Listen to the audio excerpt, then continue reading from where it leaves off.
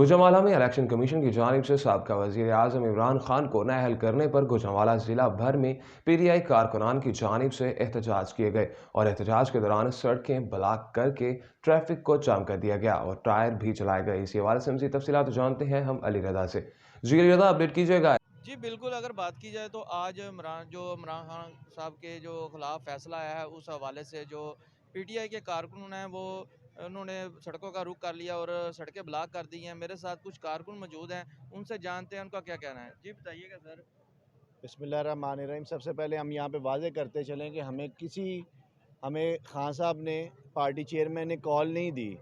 ये पहला रिएक्शन है, कुदरती रिएक्शन है जो इस फैसले के ख़िलाफ़ आया है।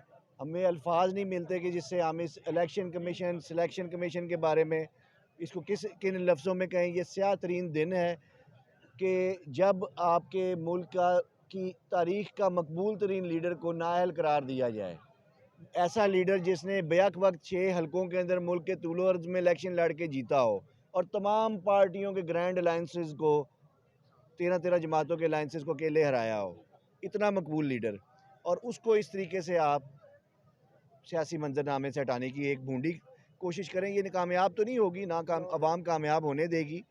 और ये आज का फ़ैसला इमरान खान नहीं बल्कि अवाम के हक़ पे डाका है, अवाम के मुँह पे चपेड़ है और अवाम जो है इसको बर्दाश्त नहीं करेगी। अच्छा सर, ये जो फैसला है अगर वापस ना लिया गया तो फिर कारकुन है वो क्या करें? आपके सामने है, मुल्की हालात जो है जिस नहज पे आ गए हैं। खान साहब चाहते हैं कि तरीके के साथ पीटीआई चाहती है कि जो नविश्ता दीवार है उसको पढ़ ले इस्टेब्लिशमेंट इस मुल्क की, और ये 13 जमाती अलाइंस भी उसको पढ़ ले।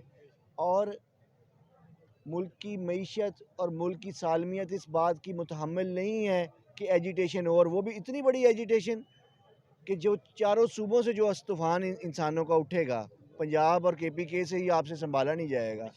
आज की एजिटेशन एक ट्रेलर है, ये बार बार हमें टेस्ट कर रहे हैं, चेक कर रहे हैं। ये बार बार हमें टेस्ट करने के लिए इस तरह की हरकतें करते हैं और उनको रिएक्शन मिलता है।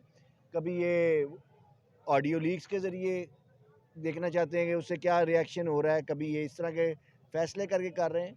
अवाम और पाकिस्तान तहरीक-ए-इंसाफ अपने चेयरमैन के पीछे मुकम्मल तौर पे खड़ी है, और हम नहीं चाहते कि मुल्क की मकबूल तरीन जमात और उसकी लीडरशिप को इस तरीके से मुल्क की सियासत से बाहर निकाल कर यहाँ पर जो है मुल्क की सालमियत को दाव पे लगाया जाए। जी बिल्कुल, हमारी कारकुनों से बात हुई, उनका यही कहना था कि अगर जो इमरान खान के ख़िलाफ़ जो फैसला है अगर वो वापस ना लिया गया तो मज़ीद इससे बढ़कर एहतजाज होगा। जी। बहुत शुक्रिया अली रज़ा, हमें तफसीलात से आगाह करने